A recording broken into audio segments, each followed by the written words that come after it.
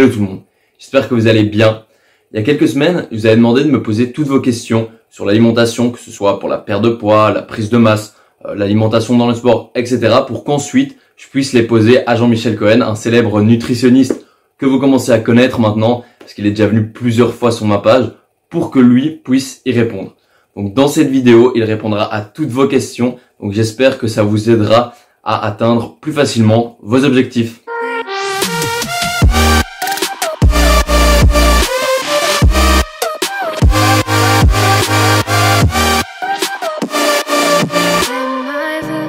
Est-ce que vous avez des conseils pour perdre du poids sans perdre de la masse musculaire?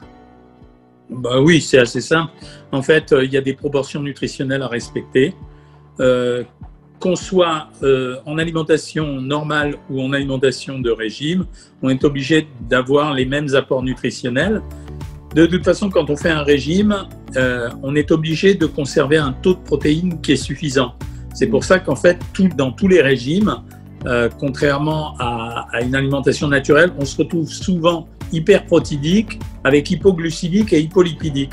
Donc un régime, pour ne pas perdre de masse musculaire, c'est 80 à 90 grammes à peu près de protéines par jour. Et puis après, une fois qu'on a mis ces 90 grammes de protéines, ce qui représente grosso modo 350 calories, on choisit son niveau énergétique et on va le balancer entre les lipides et les glucides. Alors en général, la part des lipides, elle est normalement, on dit sur une alimentation normale de 35% et les glucides de 50%. Ben là, on va faire à peu près la même chose. On va mettre un tiers sous forme de lipides et 2 tiers sous forme de glucides. Voilà, et on va conserver sa masse musculaire. Ce qu'il faut dire quand même, c'est que quand on fait un régime, on perd environ, quand il y a une perte de poids, on perd environ 80 à 85% de graisse, mais on perdra de toute façon 10 à 15% environ de masse musculaire et également d'organes, c'est-à-dire on perdra un peu de la structure de l'os, du foie, de la rate, mais assez faiblement. Mais on perd quand même un petit peu de masse musculaire quand on fait un régime. Ouais, donc on en perdra d'office, mais on peut on peut limiter la perte, quoi. On peut le limiter, voilà.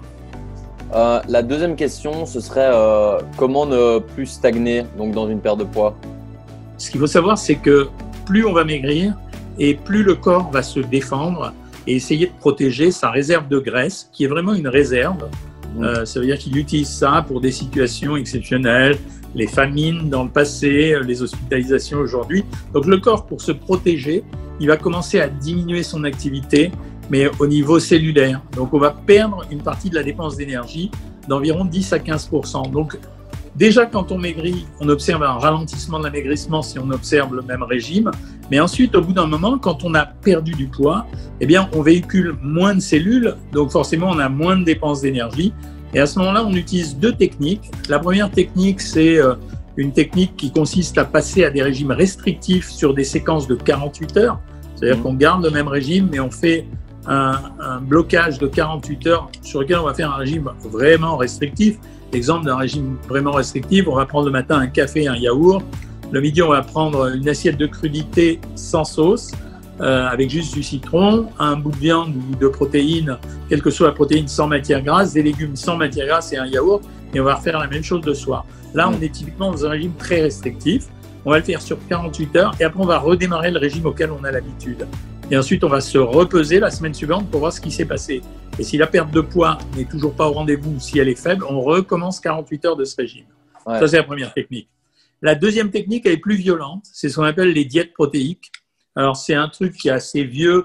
Ça a été inventé en 1929. Ça a été remis au goût du jour en 1960 et on l'a réadapté en 1980. Et là, on donne exclusivement des protéines avec des bouillons de légumes.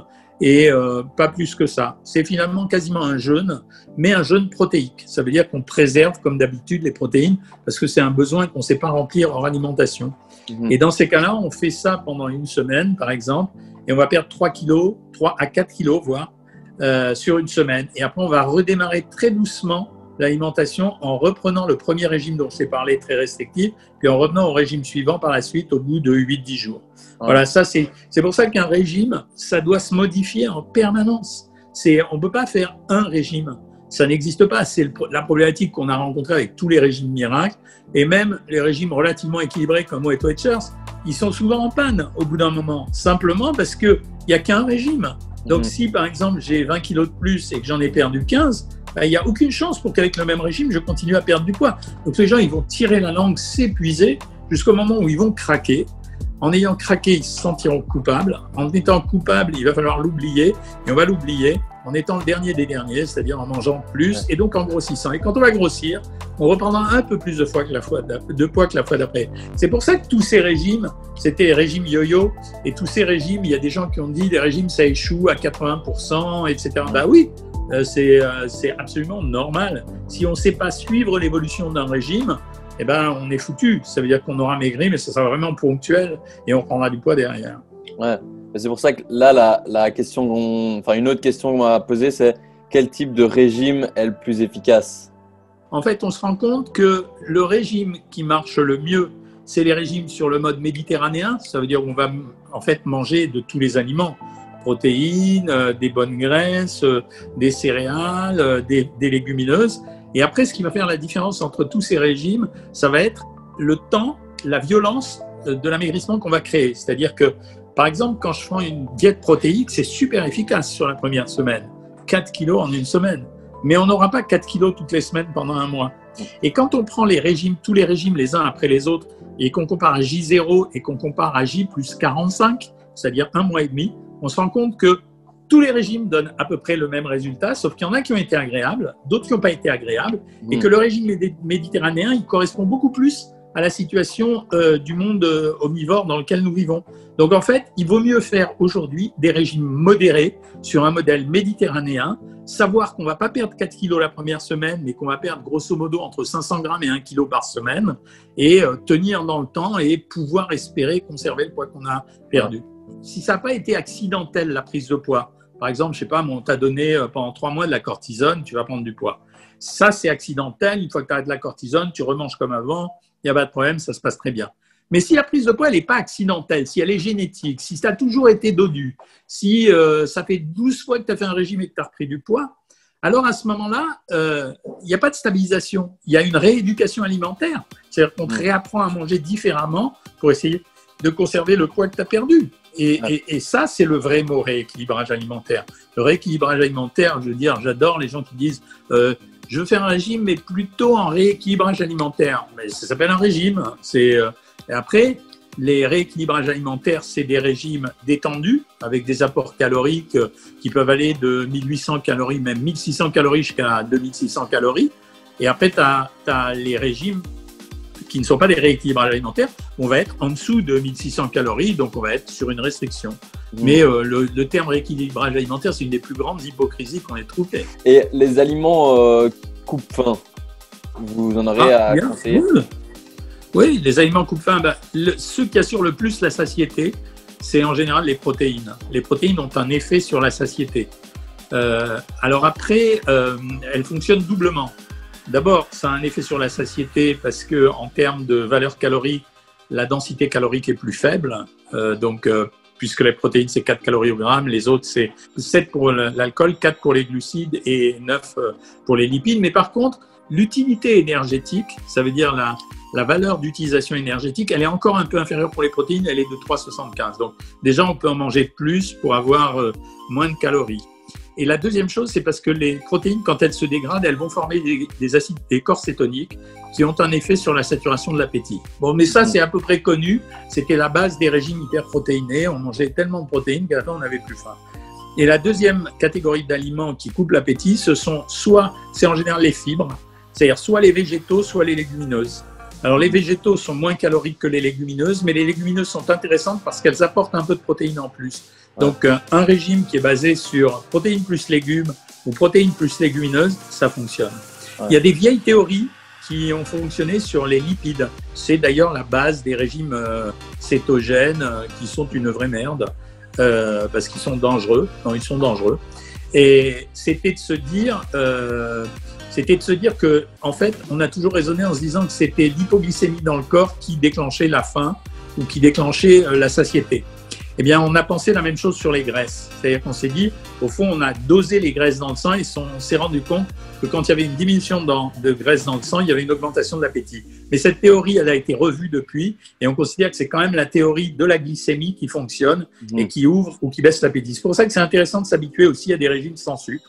Comme ça, le sucre est beaucoup mieux lissé dans l'organisme. Ouais. Et est-ce que manger, parce qu'on dit souvent de manger des fruits et des légumes, est-ce que manger trop de fruits, ça peut ralentir la perte de poids? C'est un apport calorique comme un autre. En plus, c'est un apport calorique sous forme de sucre. Ouais. Bien sûr, ça n'a pas le même impact que les sucres qu'on va trouver dans les confiseries ou les sodas, mais c'est quand même un apport de sucre. C'est pour ça qu'on est obligé, non pas de contrôler sévèrement, mais on est obligé d'assurer une ration maximale de fruits. Alors ça, je parle à des gens qui veulent maigrir. Hein. Oui. Maintenant, quelqu'un qui est sportif, qui n'a pas de problème de poids, je veux dire, je m'en fiche un peu parce que comme le sucre est associé avec des fibres, ça va aller. Grosso modo, c'est bon. Mais quand on est au régime, en général, il ne faut pas dépasser 3 fruits par jour, c'est-à-dire 500 grammes de fruits par jour. Parce que dans 500 grammes de fruits, on a à peu près 50 grammes de sucre. Un fruit, c'est entre 9 et 12 grammes de sucre pour 100 grammes. Donc, 500 grammes de fruits, c'est entre 50 et 60 grammes. Donc, c'est mieux de ne pas dépasser 3 fruits par jour. Et en ce qui concerne la charcuterie, est-ce que c'est à conseiller, à déconseiller? Bon, mauvais? Non, c'est pas conseillé, même s'il y a des charcuteries qui sont plus maigres que d'autres. Dans l'ordre, c'est vrai que tout ce qui est à base de jambon, ça marche. Alors, je parle des jambons de volaille, même si c'est un produit qui est un peu bricolé. Je parle du jambon blanc. Je parle aussi du jambon cru, mais je parle aussi de la viande des grisons et de la bressaola. Ça, ce sont des charcuteries dites maigres. Elles posent un problème, c'est que c'est extrêmement salé. C'est pas toujours bénéfique pour le corps. Après, toutes les autres charcuteries, il y a des charcuteries qui sont terribles, genre le pâté, les mousses, le foie gras évidemment, les rillettes aussi. Et il y a des charcuteries un peu surprenantes comme les andouillettes ou l'andouille, qui sont en fait des charcuteries un peu plus protéinées, un peu moins riches. Et intermédiaire entre les deux, on a le saucisson, qui est juste après l'andouillette, l'andouille, etc. On a les saucissons, que ce soit le saucisson à l'ail ou le saucisson sec. À noter d'ailleurs que le saucisson sec est moins riche que le saucisson à l'ail. Et après, derrière, on a les mousses, pâtés et rillettes qui sont là vraiment des bombes caloriques, quoi. Alors après, encore une fois, on n'a pas de problème de poids, on fait ce qu'on veut, à peu près, surtout si on est sportif. On a des problèmes de poids, ça, pendant un régime, c'est quasiment interdit, ou alors ça doit relever de l'exceptionnel. Ouais, c'est ce que je me disais. Et si une personne est végétarienne, par quel aliment elle pourrait remplacer la viande pour justement garder… Les végétariens, ils peuvent remplacer la viande par des œufs, des produits laitiers et du fromage. Donc, il n'y a pas de souci pour eux. Et les végétaliens, alors, les végétariens peuvent le faire aussi, mais les végétaliens n'ont pas le droit ni aux œufs, ni au fromage, ni au laitage. Eux, ils vont consommer un mélange entre céréales et légumineuses. C'est-à-dire qu'ils vont prendre, par exemple, du riz avec des lentilles, de la semoule avec des haricots, de la semoule avec des pois chiches, qu'est-ce qu'on mange avec des haricots? Je ne sais pas moi, des pâtes avec des haricots ou des riz avec des haricots. Il faut croiser à ce moment-là les deux natures de protéines. Quand on peut prendre du soja pour compléter ses apports en protéines, parce que c'est un des produits les plus riches en protéines, qui se rapproche quand même de la protéine animale, mais c'est pareil. Ça veut dire qu'on va le considérer presque comme une protéine, mais on va compléter quand même avec le mélange céréales et légumineuses. Ouais. Et un autre registre concernant les protéines en poudre, est-ce que pour vous c'est bon ou mauvais? Les protéines en poudre, c'est en fait en général de la protéine de lait. C'est-à-dire que tous les excédents de lait, tu sais qu'on a une production de lait en fait qui est supérieure à la consommation aujourd'hui. Enfin, ça fait même un moment. Donc, on les vend sous forme de poudre de lait, donc soit de la poudre de lait qui remplace le lait, soit on va extraire juste la part protéine du lait et on va le vendre sous forme de poudre de protéines. On pourrait faire la même chose avec les poudres de blanc d'œuf, mais c'est plus difficile à fabriquer, donc on n'en trouve pas. C'est de la protéine de lait, voilà. C'est une protéine sur le plan de la valeur biologique, elle est bonne. Ça veut dire elle est comparable à la protéine de viande ou à la protéine de poisson ou de volaille. Donc on peut en prendre. Le grand problème, c'est, on en revient toujours à ça chez les sportifs, c'est que les sportifs, ils n'ont pas de limite parce qu'ils se sont mis dans la tête que plus on avait de protéines et plus on prenait du muscle. Ce qui n'est pas vrai. Il y a une capacité de saturation du corps avec les protéines, et au bout d'un moment, quand on a pris trop de protéines, par exemple les gars qui prennent jusqu'à 150 grammes de protéines par jour, en fait, Il y en a probablement 60 qui vont être utilisés pour fabriquer du muscle, les 90 autres, ça va se transformer en sucre. Donc ça ne sert absolument à rien. C'est ce qui justifie d'ailleurs, parce qu'en fait, pour prendre 1 gramme de muscle, il faut 1 gramme de protéines et 1 milligramme de cortisone quand on veut le faire. C'est ce qui explique que les mecs se dopent à la cortisone ou aux anabolisants. Ouais. C'est parce que pour anaboliser, et il faut du potassium en plus. Donc, mais ça sert à rien de se sursaturer en protéines. Ça ne sert absolument à rien. C'est bon de le dire. Et en termes de compétition, qu'est-ce que vous conseillerez de manger avant une compétition ou un entraînement pour avoir de l'énergie et pas avoir cette sensation d'être hyper lourd et mal au ventre? Ah, ça, c'est toute la problématique de la digestibilité. Ça veut dire, c'est pour ça qu'en général, je donne une compote pour avoir un apport en sucre et en fibres. Alors, le meilleur, c'est les compotes de banane, par exemple. C'est une banane qui est déjà hachée ou mélangée, parce que là, je vais apporter vraiment du sucre.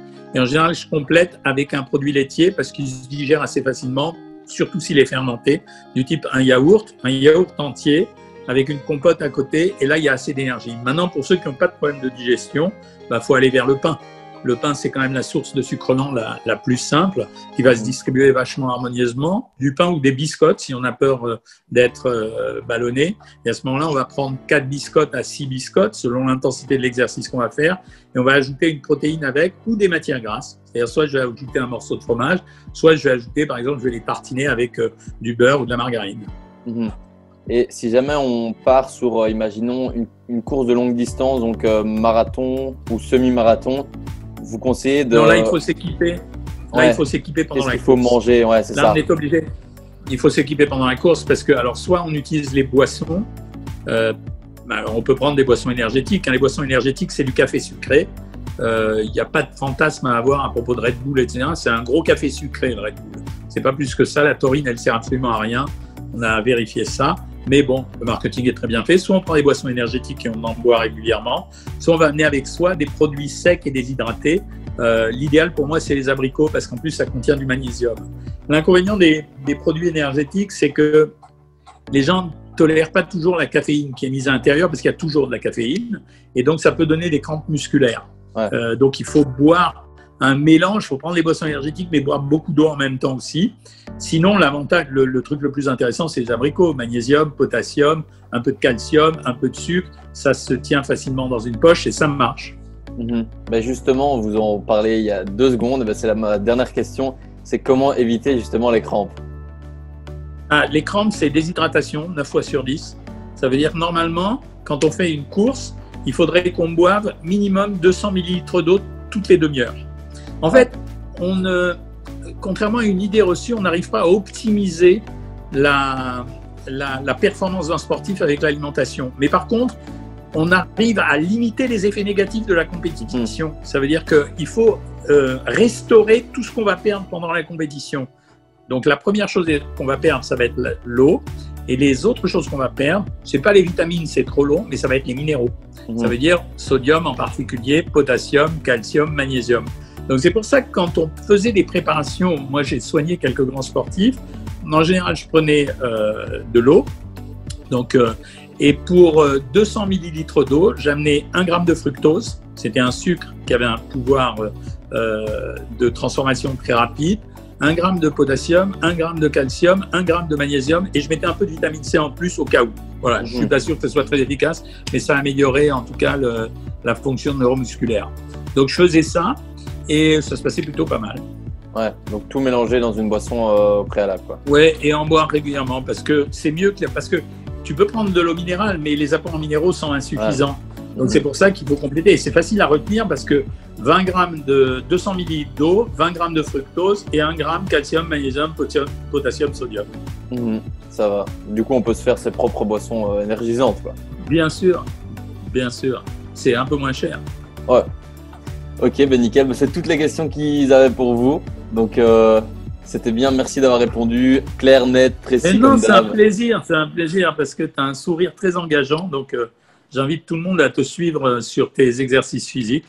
Je pense que ça se fait avec douceur et efficacité. Et voilà, c'est la fin de cette vidéo. J'espère qu'elle vous aura été utile. Donc, comme l'a dit Jean-Michel, abonnez-vous à la chaîne, commentez, likez, partagez un maximum. Abonnez-vous aussi à ma page Instagram CJBodyGoals, même nom que cette chaîne YouTube. Vous y retrouverez des recettes saines, des recettes de prise de masse, des séances de sport et plein de motivation. Donc faites tout ça, ça m'aide énormément. Donc moi, j'ai plus qu'à vous dire à très bientôt pour une nouvelle vidéo. Ciao!